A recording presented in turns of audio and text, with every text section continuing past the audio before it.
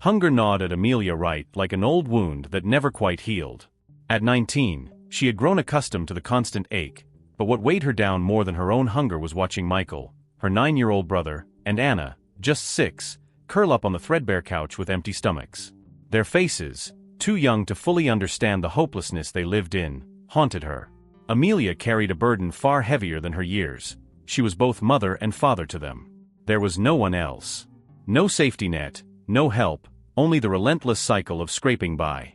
But that night, scraping wasn't enough. Her hands clutched the thin strap of her worn-out bag as she stood frozen in front of an upscale restaurant, staring through the enormous glass windows. Inside, everything looked impossibly bright and warm. Waiters floated between tables, balancing plates of food too beautiful to eat. Couples clinked their glasses, laughing like the world had never hurt them. She could almost taste the aromas seeping through the cracks: roasted meats, fresh bread, wine. Amelia bit her lip hard, forcing back the bitter lump rising in her throat. Walking away was the smart thing to do. The humiliation would be unbearable if she were thrown out, and the disdain in their eyes, she had seen that kind of look before, would sting worse than hunger. But Michael and Anna. She thought of their small hands gripping her as they begged for food earlier. She couldn't fail them. Not again. "Just try," she whispered to herself, the words more like a plea than a command. As she adjusted her bag on her shoulder and prepared to walk away, a tall man crossed her path. He moved with an air of effortless authority, his dark suit perfectly tailored, every step precise, calculated. His presence exuded control, like a man used to commanding attention without asking for it. Something about him unsettled Amelia, though she couldn't say what. Their eyes met. His were cold and sharp, a pale gray that seemed to cut right through her. Amelia immediately looked down, but it was too late. The man stopped in his tracks, studying her like a puzzle he wasn't quite sure how to solve. "Why are you standing here?" His voice was low, smooth, but carried an edge that made it impossible to ignore. Amelia swallowed hard. I need food." Her voice cracked, and she hated how weak she sounded. The man didn't move for a long moment. He just stared at her with that same unreadable expression. There was no pity in his gaze, just curiosity, as if he were trying to decide whether she was worth his time. "And what would you do," he asked slowly, "if I gave you what you want?" Amelia blinked, confused. "What do you mean?" He tilted his head slightly, the faintest hint of a smile pulling at the corner of his mouth, though it didn't reach his eyes. "Would you take it, or would you run?" Amelia's instinct screamed at her to run. People like him, men who looked as polished as a diamond but carried shadows in their eyes, never offered anything for free. But she couldn't afford pride or fear. Not when her siblings were waiting. "I would take it," she whispered. The man studied her for a beat longer, as if testing the weight of her answer. Then, with a slight nod, he gestured toward the restaurant door. "Come with me." Amelia hesitated, doubt flickering across her face. She didn't know who he was or what he wanted, but the ache in her stomach was relentless, and Michael's tired little voice echoed in her mind. "Please, Amelia, I'm so hungry." She followed him inside. The warmth hit her immediately, along with the stares. Wealthy patrons turned to look at them, at her, with expressions of thinly veiled disgust.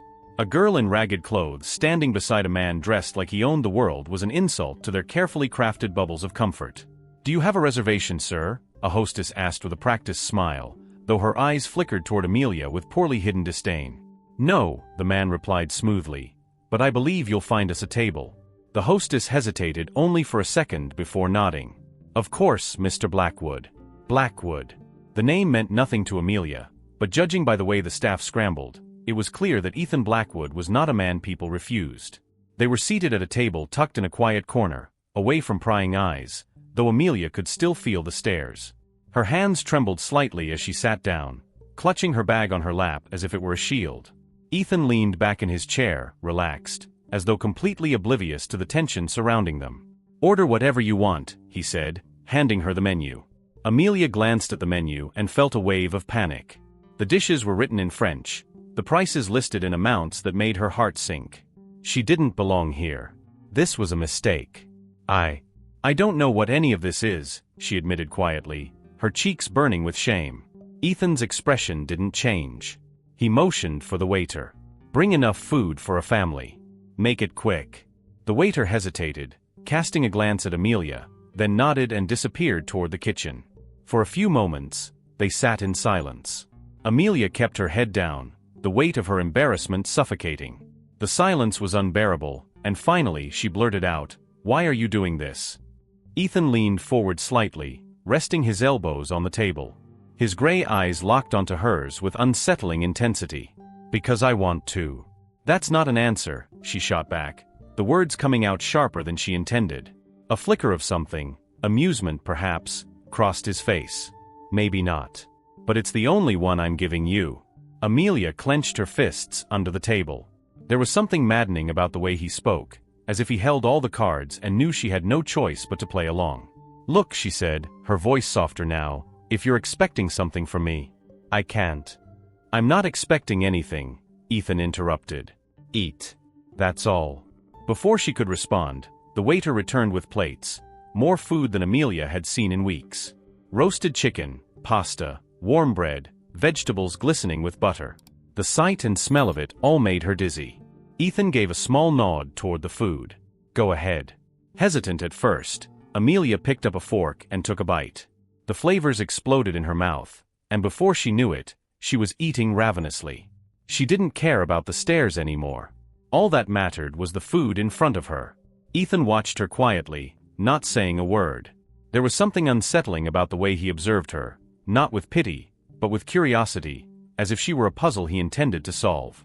When she finally slowed down, her hunger sated, she looked at him again, the question still burning in her mind. "Why help me?"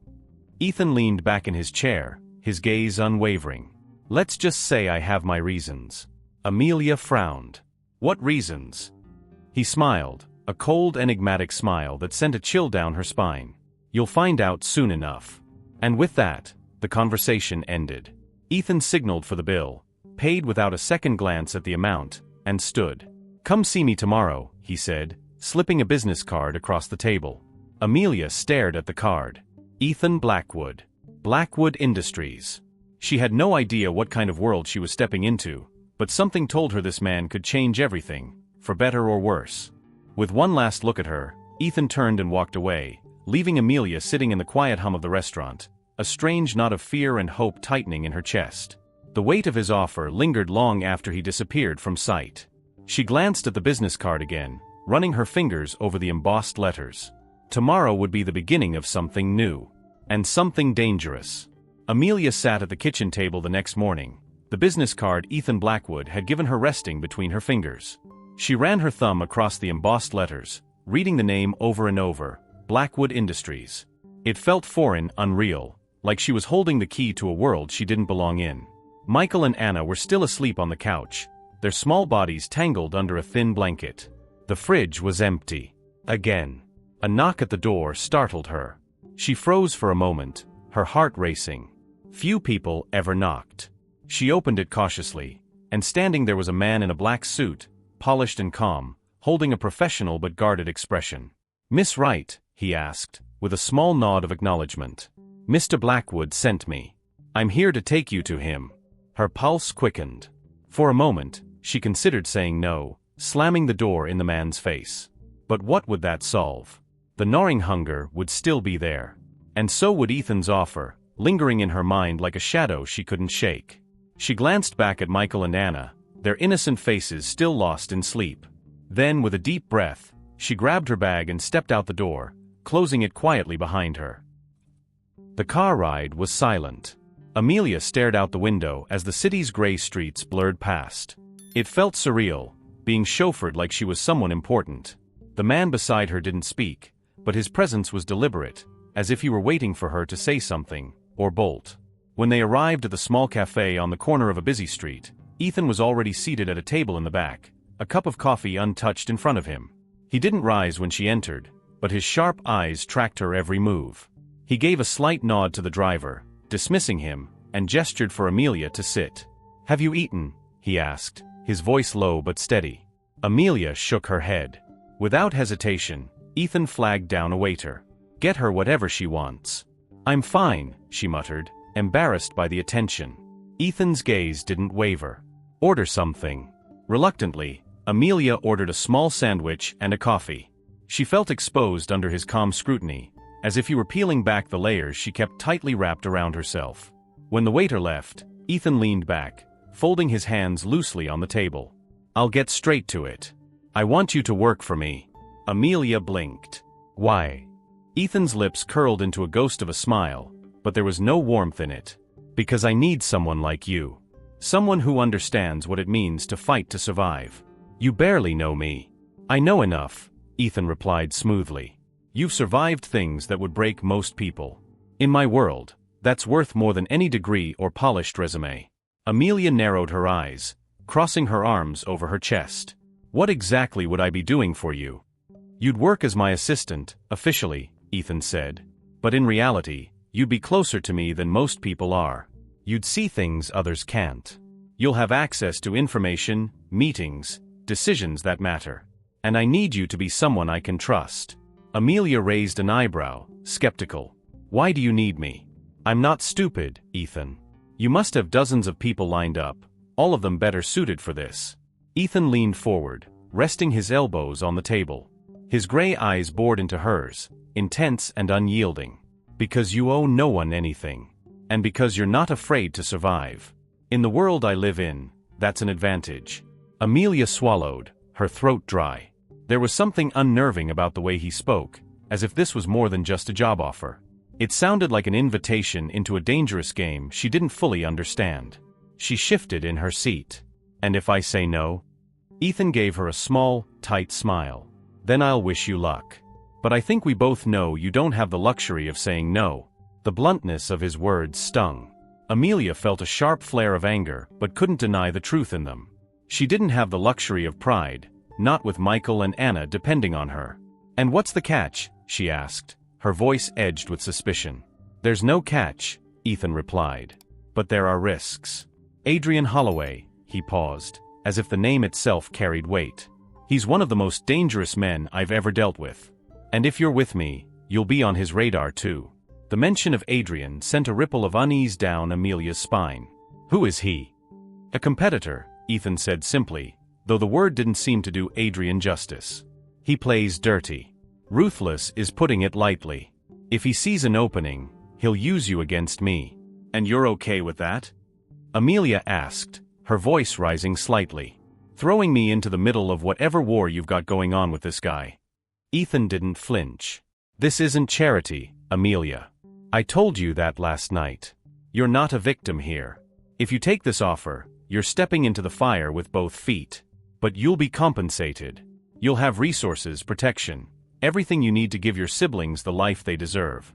Amelia clenched her fists under the table. Every instinct screamed at her to walk away, to stay far from whatever dangerous game Ethan was playing. But then she thought of Anna's thin arms around her neck, of Michael's quiet, hungry eyes. "You make it sound so easy," she muttered bitterly. "It's not easy," Ethan said, his voice cold. "But it's necessary." The waiter returned with her sandwich and coffee, breaking the tension for a brief moment. Amelia stared at the food but had lost her appetite. "You don't owe me anything," Ethan continued after the waiter left. "Except loyalty. If you can give me that, I'll make sure you and your siblings never have to struggle again." Amelia looked down at her hands, her mind racing. She hated the way Ethan spoke, like everything was already decided, like he knew she had no other choice. But maybe he was right. Her voice was quiet when she finally spoke. "I don't know if I can trust you." Ethan gave a small shrug. "Trust isn't necessary. Survival is." Silence settled between them again, heavy and charged. Ethan's expression was unreadable, but there was no trace of hesitation in his gaze. He had made his offer, and the next move was hers. Amelia knew that if she said no, she'd return to that apartment, to hungry nights and desperate mornings. But if she said yes, she wasn't sure what she'd be stepping into.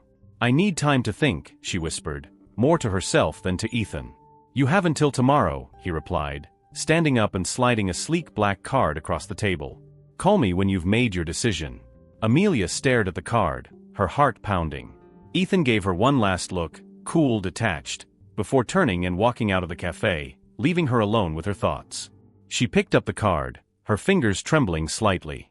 Her mind churned with doubt and fear, but somewhere, buried beneath it all, was a flicker of hope. This might be the way out. The only way. and she wasn't sure if that terrified her more than the thought of staying where she was. The next morning, Amelia stood in front of the towering building that housed Blackwood Industries. Her heart pounded in her chest as she adjusted the strap of her bag on her shoulder, feeling more like an imposter than ever. The sleek, modern lobby buzzed with people who moved as if they had everything figured out. The weight of the previous night's decision still lingered, but it was too late to turn back.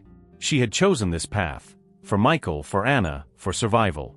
Inside, everything felt too clean, too sharp. Amelia's gaze flicked to the people rushing past, dressed in tailored suits and confident strides. She didn't belong here, but she clenched her jaw and squared her shoulders. She had no choice but to make it work. At the reception desk, a woman with neatly pinned hair and a smile that didn't reach her eyes handed Amelia a badge. "Welcome to Blackwood Industries. Mr. Blackwood is expecting you on the 18th floor." With that, Amelia stepped into the elevator, her heart thundering in her chest. As the elevator climbed, she stared at her reflection in the mirrored walls. The girl looking back at her was tired, a little scared, but determined. When the door slid open, she was greeted by a woman with short brown hair, a sharp gaze, and a smirk tugging at her lips. "Amelia Wright, right?" the woman asked, already knowing the answer. Amelia nodded cautiously. "Claire Roberts," the woman introduced herself, extending a hand. Her grip was firm, confident. "Welcome to the circus." Amelia blinked, caught off guard. "The circus?" Claire chuckled, the sound low and amused. "That's what this place is." "And Ethan? He's the ringleader. Trust me, nothing here is what it seems." Amelia offered a tight, nervous smile. "Good to know." Claire leaned against Amelia's desk as if they were already old friends. "So what's your story?" she asked, her eyes gleaming with curiosity. "Ethan doesn't bring people like you in without a reason." Amelia shrugged, trying to mask the unease clawing at her. "Guess you'll have to ask him." Claire's smirk deepened. "He threw you to the lions, didn't he?" Amelia frowned. "What do you mean?" "Adrian Holloway," Claire said, as if the name alone explained everything. "If Ethan put you this close to him, it's because he knows Adrian will come sniffing around soon." Amelia swallowed hard, trying to push down the knot forming in her stomach. "What's Adrian's deal?" Claire's expression darkened slightly. "He plays dirty. He doesn't just go after people's businesses, he goes after their lives. If there's a weakness to exploit, he'll find it." A shiver ran down Amelia's spine. She was in over her head, and she knew it. Later that day, Ethan called her into his office. The large windows behind him offered a stunning view of the city, but the weight of his words made the room feel small. "Sit," Ethan said, gesturing to the chair across from his desk. Amelia sat, her hands clasped tightly in her lap. She could feel the tension radiating from Ethan, though his face remained carefully neutral. "Adrian knows about you," he said bluntly. "He's watching." The pit in Amelia's stomach deepened. "How does he know about me already?" Ethan's jaw tightened, a flicker of frustration in his eyes. "Adrian has eyes everywhere. The moment you became part of my life, you became part of his target." Amelia exhaled slowly, trying to keep her composure. "So what? I'm bait now?" "No," Ethan said firmly. "You're not bait. But you need to be prepared. He'll come after you if he thinks he can use you to get to me." The words hung heavy between them. Amelia clenched her fists beneath the desk, the weight of her new reality crashing down on her. She was more than just an assistant now, she was a pawn in a dangerous game she barely understood. Ethan leaned forward, his gaze locking onto hers. "Listen carefully. If Adrian makes contact, if he even so much as sends someone your way, you tell me immediately. Do you understand?" Amelia nodded, though her throat felt tight. "What exactly am I supposed to do if he comes after me?" Ethan's expression hardened. "You stay close to me. And you don't trust anyone, especially anyone who mentions Adrian." The seriousness in his voice sent a chill through her. This wasn't just a job. It was a fight for survival. That night, as Amelia sat on the edge of her mattress in the cramped apartment, her mind raced. The memory of Ethan's warning echoed in her head, and with it came the creeping sense that her life was no longer her own. Her phone buzzed beside her. She picked it up, expecting a reminder from Ethan or Claire, but the message on the screen made her blood run cold. "Loyalty to Ethan will cost you more than you realize. Watch your back." And your siblings. Her heart stopped. Her fingers trembled as she read the words again, hoping she had misunderstood. But the threat was clear and terrifying. Amelia stood abruptly, her breath quickening as panic settled in. She rushed to the couch, where Michael and Anna lay asleep, unaware of the storm brewing around them. She knelt beside them, brushing Anna's hair from her face, and whispered softly, "I won't let anything happen to you. I promise." But the promise felt hollow in the darkness of the apartment. Whoever had sent that message knew too much, knew about her siblings. How had Adrian found out about Michael and Anna so quickly? Amelia's hands shook as she opened her phone again, scrolling back to the message. It was sent from a blocked number. No name, no clue as to who was behind it. She stood and paced the small room, her mind racing. Should she tell Ethan? Would it make things worse? The thought of dragging Michael and Anna deeper into this mess made her sick, but staying silent felt even more dangerous. Her phone buzzed again, and she jumped. Another message appeared. "This is your only warning." Amelia's stomach twisted painfully. She sat down on the edge of the couch, her head in her hands, trying to think. Whoever sent that message wasn't bluffing. After a few moments, she grabbed her phone and typed a message to Ethan. Her thumb hovered over the send button for what felt like an eternity. Finally, she pressed it. When Ethan read her message, he knew the game had officially begun. Adrian Holloway had made his first move.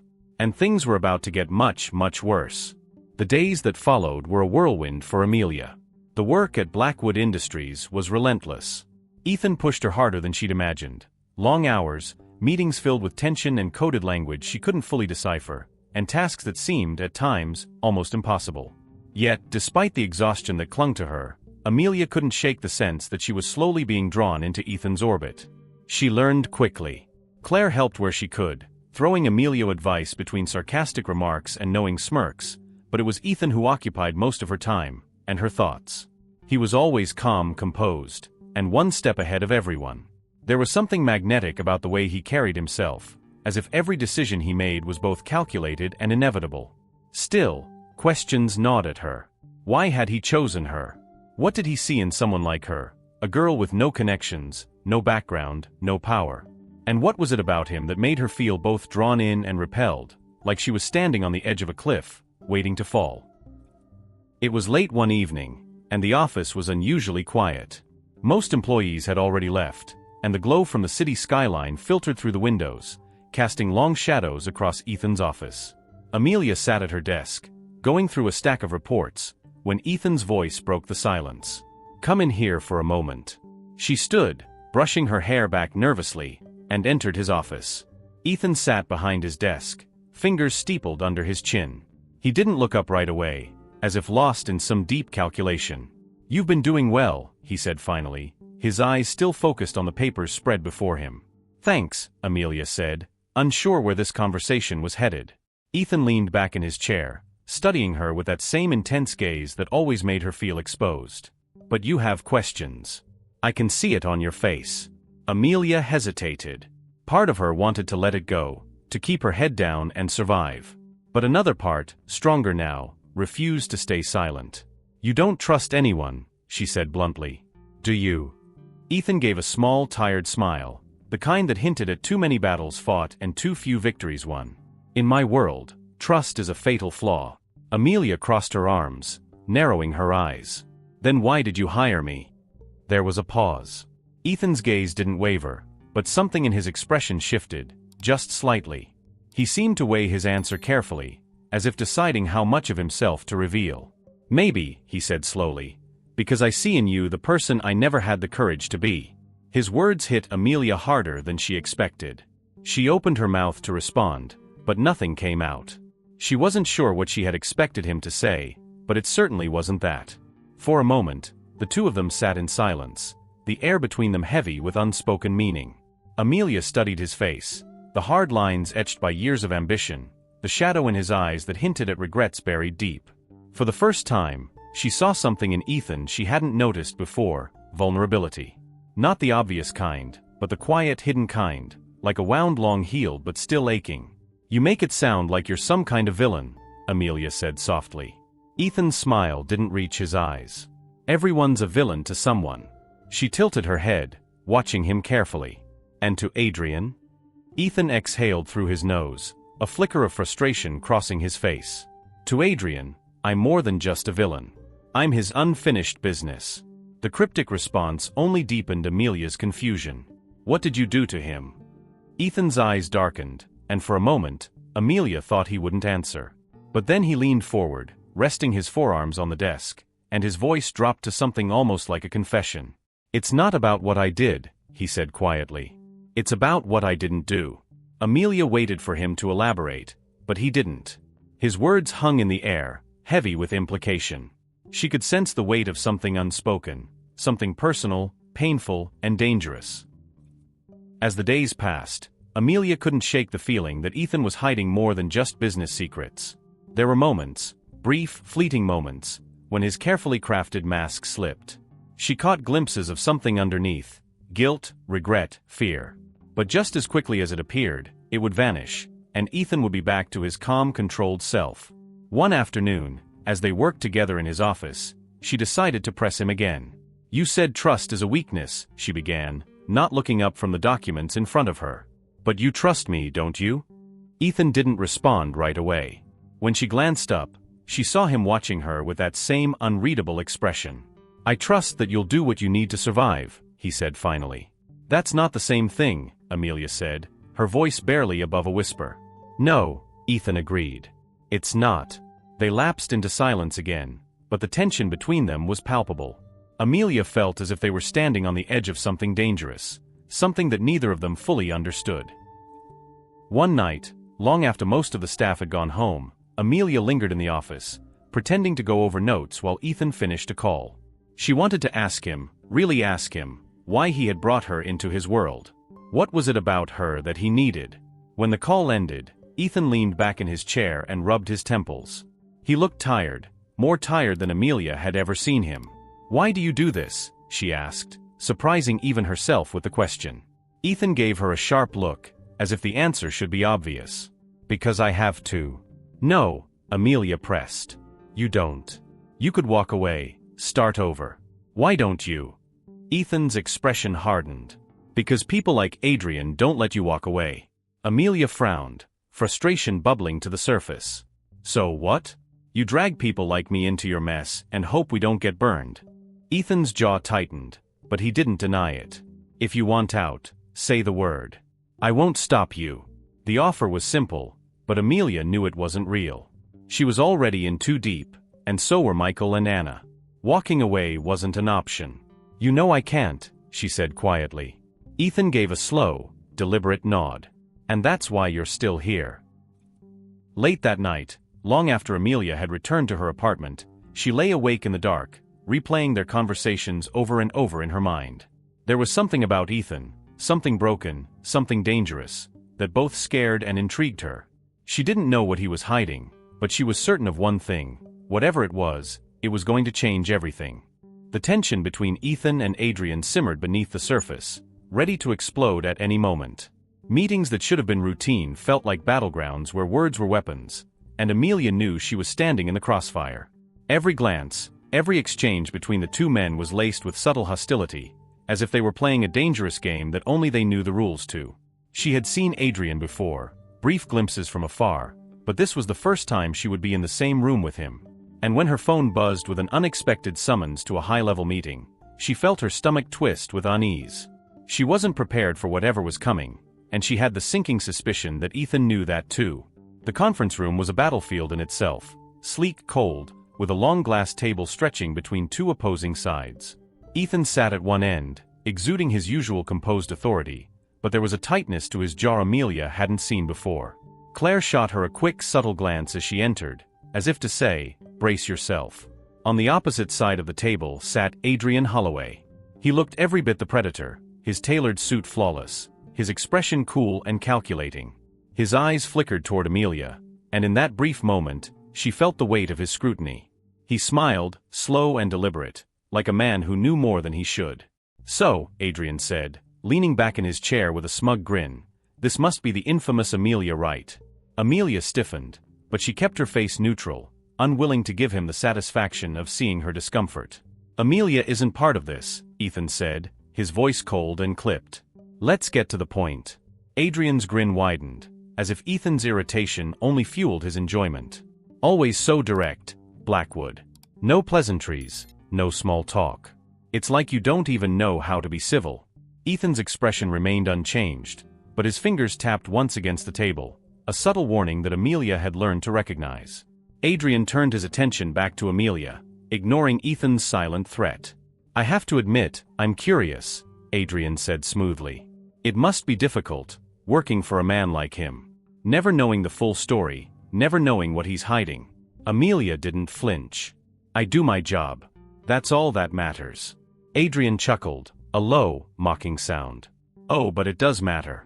You see, Ethan likes to keep his cards close to his chest. He tells you what you need to know, never more. Isn't that right, Ethan? Ethan's eyes darkened, but he didn't respond. Adrian leaned forward slightly, his gaze locked on Amelia. Ask him about Charlotte, he said softly, his voice dripping with venom. Ask him why he's never mentioned her. The name hit Amelia like a slap. She kept her expression neutral, but inside, questions began to swirl. Who the hell is Charlotte?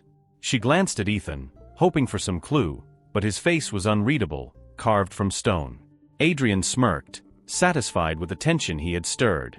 You won't get the truth from him. He'll never tell you about her. Amelia's jaw tightened. And why should I trust anything you say? Adrian's smile didn't falter. Because the truth has a way of surfacing, whether you want it to or not. He leaned back again, relaxed and amused, as if he had already won the round. Just something to keep in mind, Amelia.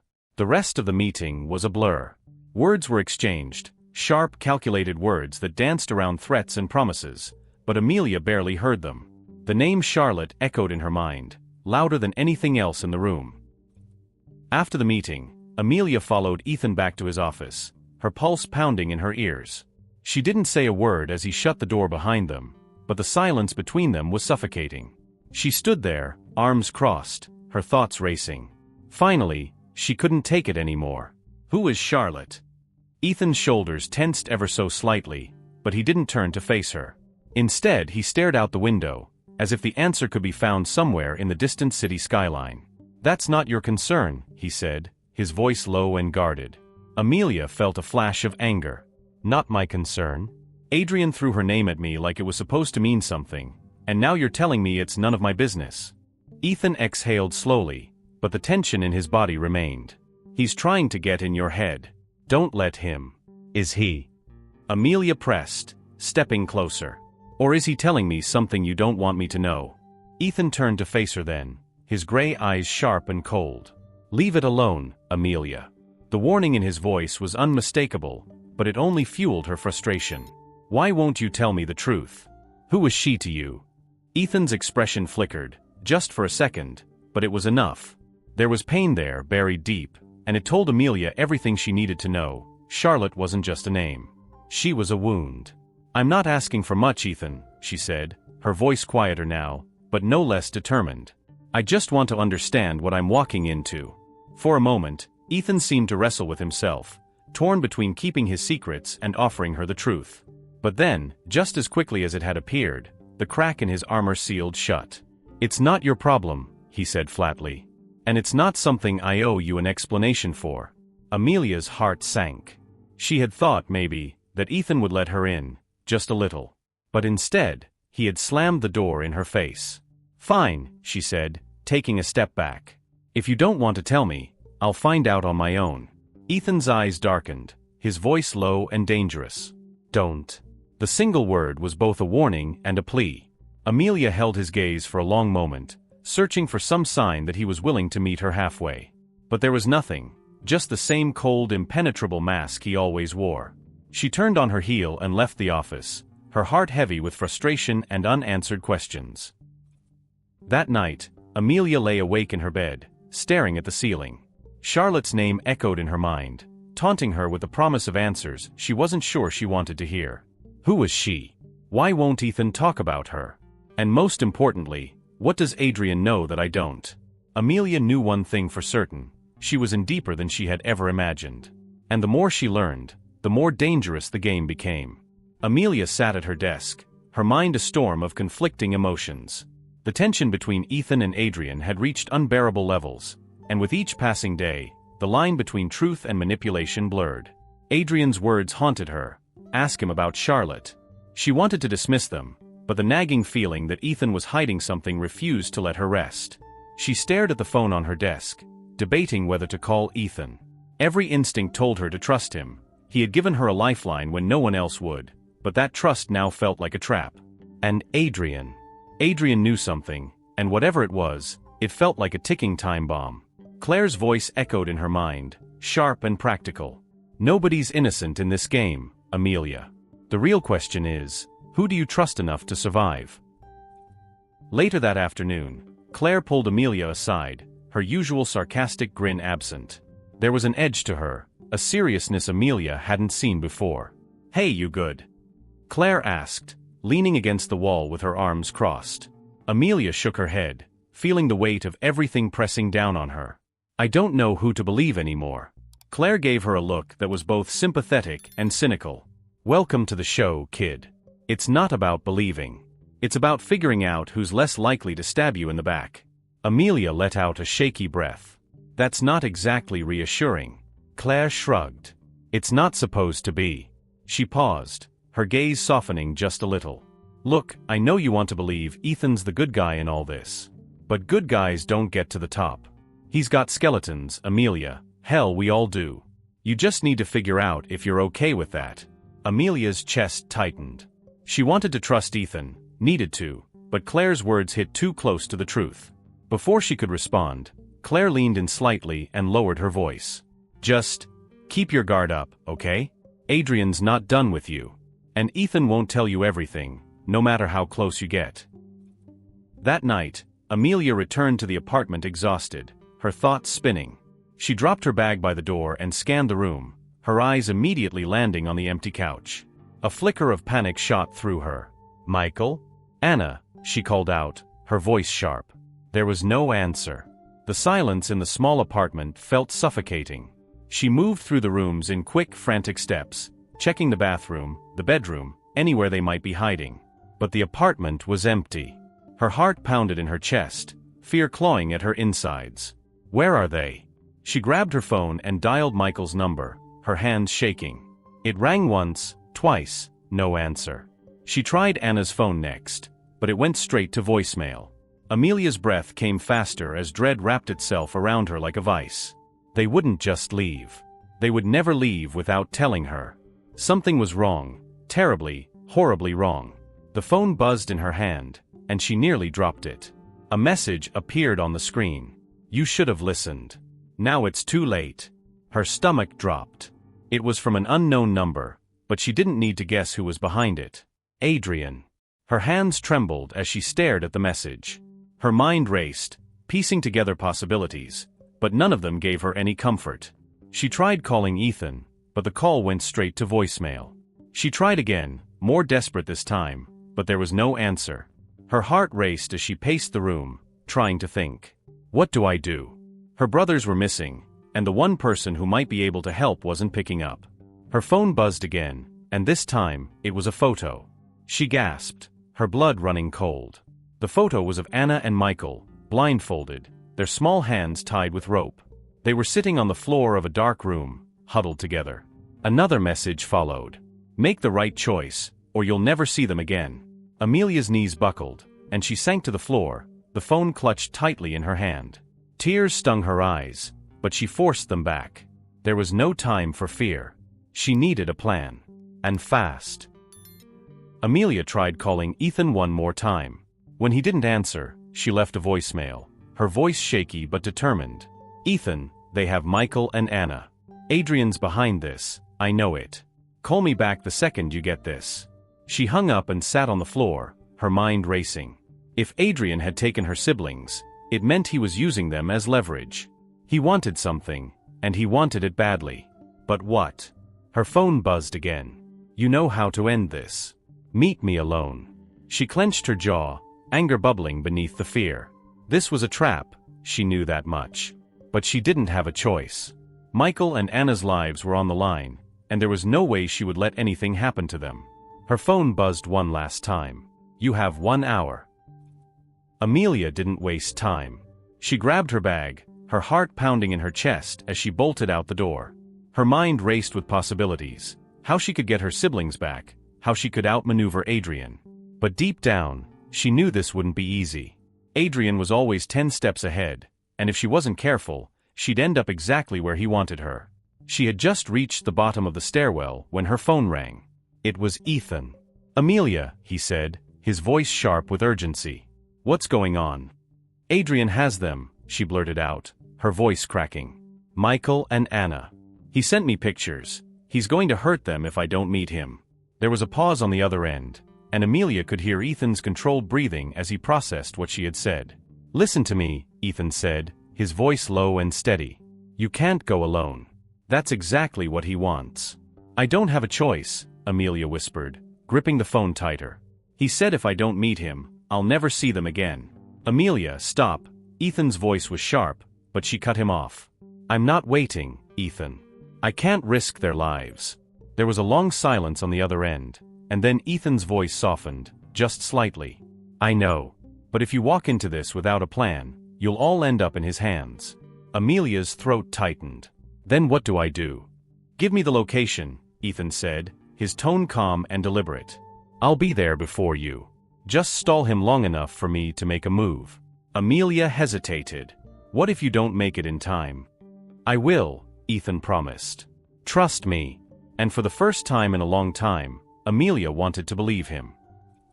With her heart pounding and her mind racing, Amelia sent Ethan the details of the meeting place. She knew this was a dangerous game, but she also knew that walking away wasn't an option. As she stepped into the night, a grim determination settled over her. Adrian had taken the 2 people she loved most in the world, and she would do whatever it took to get them back, even if it meant walking straight into the lion's den. Amelia sat in Ethan's office, a grim silence stretching between them as Claire spread out the details of the plan on the table. There were no easy solutions, only risks. But the stakes were too high. Michael and Anna's lives hung in the balance, and they were running out of time. Claire tapped a finger against a map of the old shipping yard where Adrian had demanded the meeting. "This place is a nightmare," she muttered, shaking her head. "Too many angles. If anything goes wrong." "It won't," Ethan interrupted. His voice was low, cold, but Amelia could see the tension in his jaw. He wasn't as calm as he pretended to be. Claire shot him a sharp look, but didn't argue. "Fine. But you're both walking into a trap, and you know it." Amelia leaned forward, her eyes scanning the map. "What choice do we have?" she asked, her voice steady despite the fear clawing at her insides. "Adrian has my siblings. I don't care what kind of trap it is, we're getting them back." Ethan's gaze flicked to her, something unreadable passing through his eyes. For a moment, the mask he always wore slipped, and she saw the guilt buried beneath. But just as quickly, it was gone. "We'll be ready," Ethan said, his tone brooking no argument. Claire exhaled, crossing her arms. "All right. But just know, once this starts, there's no going back." They arrived at the shipping yard just before midnight.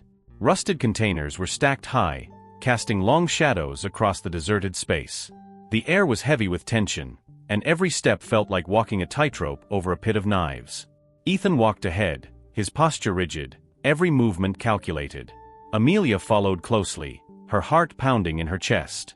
She clutched her phone in her hand. The photo of Michael and Anna burned into her memory. "We stay together," Ethan whispered as they approached the meeting point. His eyes locked onto hers. "No matter what happens, don't do anything reckless." Amelia nodded, but inside, she knew that if it came down to it, she would do whatever it took to save her siblings, even if it meant defying Ethan's orders. They rounded a corner, and there he was, Adrian Holloway, standing in the center of the open space, surrounded by a few of his men. His smile was slow and cruel, like a cat toying with a mouse. "You're late," Adrian said, his voice smooth as silk. Ethan didn't respond. His cold gray eyes locked onto Adrian, unflinching. "Where are they?" Amelia demanded, stepping forward before Ethan could stop her. Adrian's gaze shifted to her, amusement flickering in his expression. "Ah, Amelia. Always so brave." He nodded toward one of his men, who opened the door of a nearby container. Amelia's breath caught in her throat. Inside the dark, cramped space, she saw Michael and Anna, huddled together, terrified but unharmed. Anna.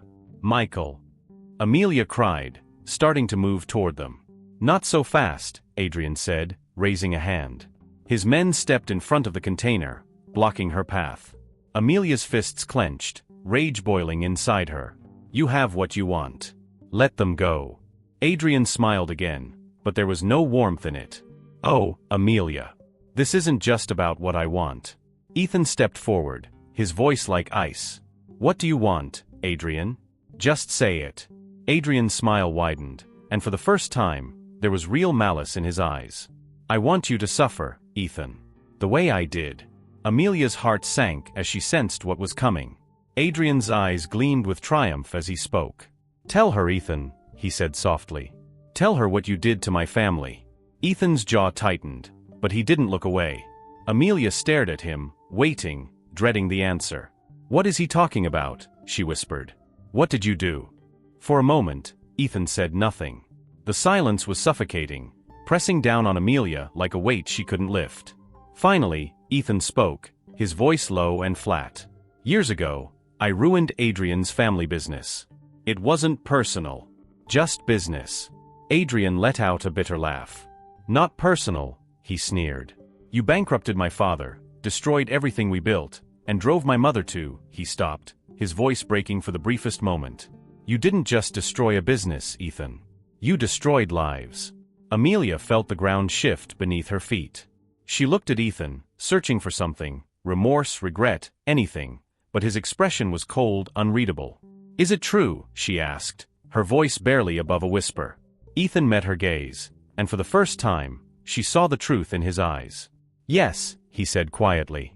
Amelia's stomach churned. She had known Ethan wasn't innocent. Claire had warned her over and over, but hearing the truth, seeing it laid bare, was different. Adrian stepped closer, his smile sharp as a knife. Now you understand, Amelia. You've thrown your lot in with a man who destroys everything he touches. And now it's your turn. Ethan took a step forward, his gaze locked on Adrian. This ends now. Adrian shook his head, still smiling. Oh no, Ethan. It's just beginning. Before anyone could react, chaos erupted. Adrian's men surged forward, and Ethan lunged toward them, his movements swift and brutal. Amelia's heart raced as she darted toward the container, her only thought on getting Michael and Anna out. She reached the door just as one of Adrian's men grabbed her arm, yanking her back. She fought against him, kicking and clawing, but he was stronger. Amelia. Ethan's voice cut through the noise, sharp and urgent. She twisted in the man's grip, managing to free herself just long enough to shove the door open. Run, she shouted to Michael and Anna. Go. The children bolted from the container, their small feet pounding against the concrete. Amelia chased after them, but another of Adrian's men blocked her path. Before he could grab her, Ethan was there, slamming into the man with bone-crunching force. Get them out of here. Ethan barked, his voice filled with authority. Amelia didn't hesitate. She grabbed Michael and Anna's hands and ran, her heart pounding in her chest. Behind her, she heard the sounds of fists connecting, of bodies hitting the ground. Ethan was fighting, buying them time. They made it to the edge of the shipping yard, breathless and shaking. Amelia crouched down, pulling Michael and Anna close, her heart racing. Are you okay? She whispered, her voice trembling. Michael nodded, his eyes wide with fear. Anna clung to her, silent but shaking. Amelia exhaled a shaky breath, relief flooding through her. But it wasn't over yet. She knew Ethan was still back there, still fighting. Stay here, she whispered to her siblings. Don't move. I'll be right back. Amelia, no. Michael whispered urgently. I have to, she said, squeezing his hand. I'll be right back.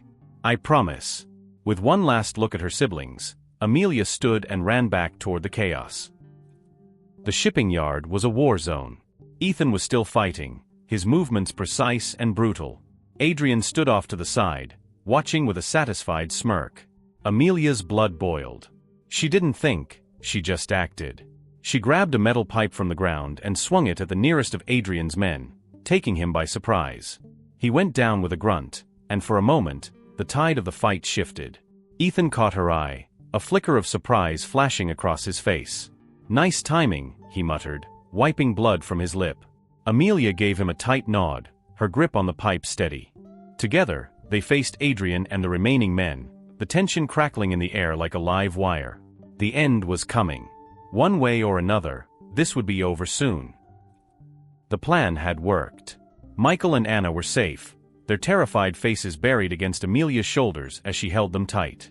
Adrian Holloway had been arrested at the scene, dragged away in handcuffs as the weight of his crimes crashed down on him. For the first time in what felt like an eternity, Amelia could breathe again. The nightmare was over, or at least, the immediate danger was. But the aftermath came with its own set of challenges. 2 weeks later, Amelia sat at the back of a crowded courtroom, watching the trial unfold. Adrian sat with an air of cold indifference, as if the proceedings were nothing more than a minor inconvenience. But as the evidence mounted, financial records, witness testimonies, details of his illegal operations, his mask began to crack. Amelia felt Ethan's presence beside her, his posture rigid and his jaw tight as he watched the trial unfold. His gray eyes were fixed on Adrian, but Amelia knew the tension he carried wasn't just about the man sitting at the defendant's table. It was about the secrets that were now coming to light, secrets Ethan had spent years burying. During the third day of the trial, the prosecutor called a key witness to the stand, someone who had once worked for both Adrian and Ethan. The man cleared his throat nervously before speaking. Adrian Holloway didn't act alone. He used whatever leverage he could find. But Ethan Blackwood, he taught him the rules of the game. A murmur rippled through the courtroom. Amelia's stomach clenched. She glanced at Ethan, but his expression remained unreadable. The prosecutor pressed the witness. "Are you saying Ethan Blackwood was involved in the same illegal activities?" The man hesitated, then nodded. Not directly. But he knew how to break people. How to ruin them. Adrian just took it further. Amelia's heart sank. She had known there were things Ethan wasn't telling her, things buried in his past. But hearing it laid bare in a courtroom made it feel more real, more dangerous. When the court adjourned for the day, Amelia and Ethan walked out in silence.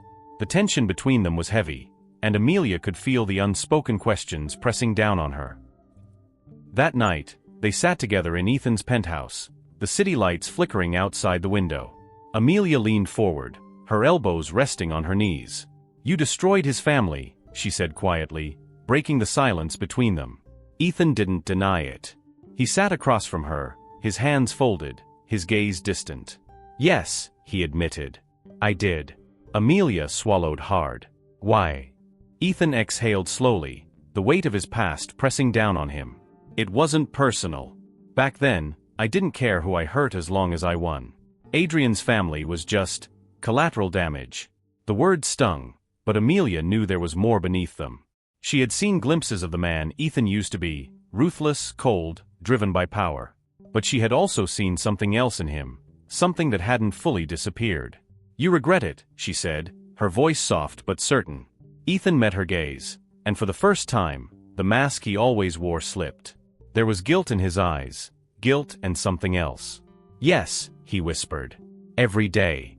Amelia sat back, crossing her arms. She knew she could walk away now, and no one would blame her.